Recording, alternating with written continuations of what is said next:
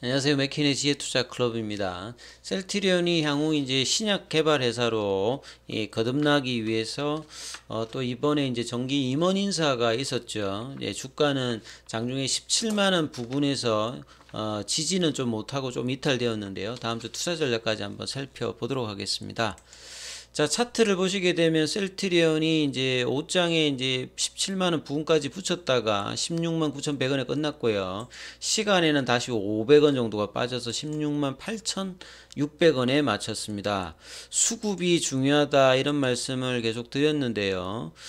오늘 이제 외국인들 수급이 그래도 어제 이어서 오늘도 일단 들어왔어요. 19만 주가 넘게 외국인 수급이 들어오면서 이 수급의 견조함은 좀 유지를 해줬기 때문에 보통 때 같으면 올렸다가 바로 빼는데 이번에는 지금 3거래일로 무려 이제 3일 합해 보면 거의 한 25만 주 가까운 어떤 물량들이 지금 들어왔어요. 그래서 기관들이 이틀 정도 매도를 했고 개인들은 3거래일 연속으로 일단 매도를 했습니다만 외국인들이 이제 일단 대규모 일단 매수세가 일단은 들어왔다는 부분이 상당히 좀 긍정적인 어떤 부분이고요. 그리고 이제 장중에는 프로그램 쪽도 일단은 3거래일 연속으로 일단 들어오면서 조금 이제 거래가 있으면 좀 지키는 어떤 흐름의 어떤 그 차트가 조금 나타났죠. 보통은 이제 아침에 좀 올라갔다 빠진다든지 갭 떴다가 바로 내려가는데 오늘은 오전장의 어떤 부진을 오후장에는 좀 올렸다가 시간에 좀 빠지긴 빠졌습니다만 그래도 19만원, 17만원대 부근의 어떤 기대감들을 다음 주에 좀 볼 수 있는 어떤 흐름이죠. 그래서 20일 이평이 좀 지켜지고 있는 상태에서 볼린저 밴드 상단을 좀 넘어가면서 이제 거래량이 나오면서 태깅이 좀 나올 수 있느냐 이 부분에 어떤 기대를 지금 차트상으로는 다음 주까지 좀 이어갈 수 있는 어떤 분위기의 흐름은 좀 만들어 놨습니다. 자, 오늘 나왔던 이제 기사를 좀 살펴보면요. 최근에 이제 바이오시밀러 한계와 도전을 하기 위해서 시리즈 기사가 계속 나오고 있는데요. 신약 개발 회사의 어떤 도약 자체는 계속 말씀드립니다만 바이오시밀러라고 하는 거에 어떤 제약적인 부분 그리고 이제 초기 어떤 바이오시밀러 제약으로 이만큼 이제 매출액이나 성장을 했습니다만 이제 신약 회사의 어떤 전략들이 분명히 이제 향후 뭐 2030년 이전에는 가야 되는 어떤 상황이니까 지금 이제 회사 올해 내년에 어떤 미국 시장에서의 램시마이스시나 유플라마의 어떤 성과도 중요합니다만 요 기간 동안에 캐시카우가 있는 상황에서 차후에 어떤 이 신약 어떤 파이프라인과 이 진행 과정에 대한 어떤 회사의 노력이 상당히 중요하고 이 부분들이 오노 이시의 어떤 성교에 위한 어떤 부분들도 상당히 좀 중요하다 그런 내용이라고 보시면 되겠습니다. 그래서 바이오시밀러에서 셀트리온의 신약 연구가 오노 이세라고 하면 여기 기사는 이제 39세 서진석 의장 이분을 지금 이야기를 하는 거죠. 그래서 2021년도 3월 달에 이제 서정진 명예회장이 이제 떠나고 난 다음에 이사에 이제 의장으로 입성을 이제 서진석 의장은 했는데 나이는 뭐 39세니까 뭐 한참 뭐 젊은 분이죠. 그래서 근데 이제 서정진 명예회장이 이제 그 바이오 분야 전공자가 아닌데 비해서 이 서진석 의장 같은 경우에는 이사회 장 같은 경우에는 뭐 서울대 농생명과학대학 동물자원학과라든지 카이스트 쪽에서도 나노과학 기술대학원의 석사 박사를 졸업했습니다. 그래서 일단 바이오 분야의 어떤 전공자의 어떤 부분들의 어떤 배경을 가지고 있으면서 셀트리온 쪽에는 2014년도에 들어왔으니까 한참 이제 램시마 관련되는 부분이 유럽에서 2013년도에 승인 받고 난 다음에 본격적으로 이제 R&D 관련되는 이제 경력을 쌓았습니다. 그래서 2019년도부터는 제품 개발 본부장으로 재직하면서 최근에 이제 핫한 램시마 SC라든지 코로나 때는 레키로나 관련되는 부분에도 R&D라든지 임상, 뭐 허가 총괄 이런 부분을 경험을 했기 때문에 신약에 관련되는 부분이 중요한데 이분의 경력에서 좀 아쉬운 부분은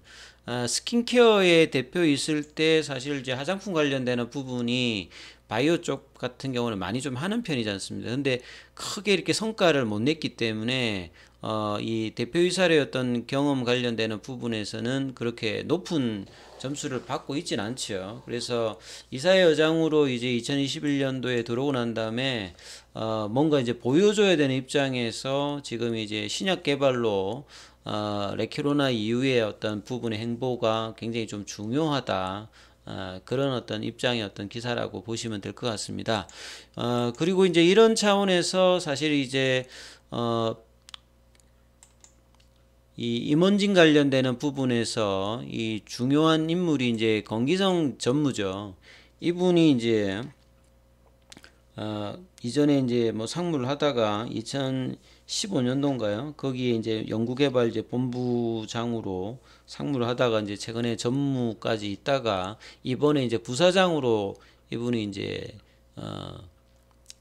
승진을 했는데 이 건기성 전무 같은 경우에는 이 코로나 때 이 대표적으로 레키로나 관련되는 부분에서 항상 이제 언론에 조금 공개되었던 인물이죠. 그래서 2006년도에 셀트리온이 입사했으니까 2006년도쯤이면 사실 뭐 과거에 이제 오렌시아에 관련되는 그 CMO와 조금 더 뒤면 이제 램시마 개발을 하는 지점이거든요. 그래서 17년 동안에 이제 셀트리온의 연구개발 주역입니다, 사실. 그래서 손흥민 명예회장도 이 그 건기성 이 부사장에 대한 어떤 신뢰가 좀 높았던 편이었고요. 그 셀트리온의 지금의 어떤 캐시카우로 중요한 역할을 했던 엠시마라든지 호주마, 트룩시마 이런 개발에 일선에서 이끌었고 이 코로나 때 이제 레키로나 개발할 때는 서정진 회장이 뭐 특명을 내렸죠. 10개월 안에 만들어라. 보통 이제 뭐 후보 물질 탐색하는데 뭐 1년이 걸리는데 10개월 만에 이제 만들어라 해가지고 뭐 3개월로 24시간 돌면서 이제 후보 물질 개발을 한 달 만에 이렇게 한 300개 정도 뽑아가지고 이제 이렇게 10개월 동안 이제 결과들을 이제 내는 과정이 굉장히 주역이었죠. 그래서 뭐 그리고 이분이 이제 그 ADC 관련되는 부분에서 상당히 이제 신약 그 개발에서 포커싱을 좀 하고 있다 봐야 됩니다. 본래는 이제 이분이 이제 뭐 2013년도인가요? 그 당시에 이제 이 백신 관련되는 부분에서 막 하던 이제 개발을 하던 이제 인물이었는데 이 그만큼 이제 이분이 이제 향후에 신약 관련되는 부분에서 ADC 쪽에 상당히 많이 이제 포커싱을 맞추고 있는 어떤 부분이기 때문에 셀트리온 입장에서 결국 지금 이제 포지션을 보게 되면 신약 관련되는 부분에서 중요한 부분들을 이제 부사장으로 좀 올렸다는 부분을 본다라고 하면 이 바이오 시밀러에서 신약 개발사의 어떤 진행 과정의 인적 배치들이 계속 이제 나타나고 있는 부분이다 이렇게 봐야 되겠죠. 그래서 오늘 기사에 이제 뭐 건기성 부사장 10명 규모의 어떤 승진 인사들이 이제 나왔다 이렇게 좀 기사들 나와 있지 않습니까? 그래서 레키로나 개발을 주도를 했고 그 다음에 이제 ADC 관련되는 분야에서 자체 연구, 오픈 이노베이션을 좀 추진하면서 셀트리온 그룹의 새로운 어떤 이제 R&D 방향을 좀 제시했다. 예, 주도하면서 그래서 사실상 향후에 어떤 신약 개발 라인에서 ADC가 중심에 서 있는 부분들을 좀 알 수 있으니까 관련되는 어떤 행보들을 계속 좀 체크해 보아야 될 어떤 부분이 있습니다.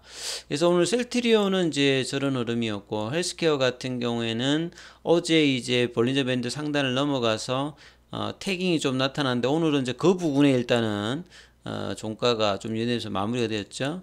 그리고 제약 같은 경우에는 21일 이평선에서 좀 지지를 하면서 여기는 볼린저 밴드 상단을 좀 태깅을 못하는 어떤 흐름을 보여주고 있습니다. 그래서 계속적인 말씀을 드립니다만 셀트리온 같은 경우에는 장기상으로는 작년 8월달 이후에 월봉상에 추세 전환이 나타나서 이 넥라인을 넘어가지 못하면서 이제 4개월, 뭐 2월달 되면 이제 5개월 차죠. 그래서 보통 이제 이 흐름이 한 6개월 정도, 그러니까 뭐 이번 달, 다음 달 이내에는 좀 방향을 좀 보여주는 어떤 흐름들이 나올 가능성이 좀 높습니다. 그래서 시장도 그렇게 뭐 지금 성장주에 대해서 금리 인상 관련되는 부분으로 주가가 작년에 많이 또 밀렸던 부분들, 밀리고 난 다음에 반등이 안 나왔던 부분들이 이제 금리 영향이었는데, 지금 시장에서 이제 금리 관련되는 부분들도 미국 기준으로 보면 사실 지금 기준금리보다 시장금리 자체가 훨씬 낮게 형성되어 있기 때문에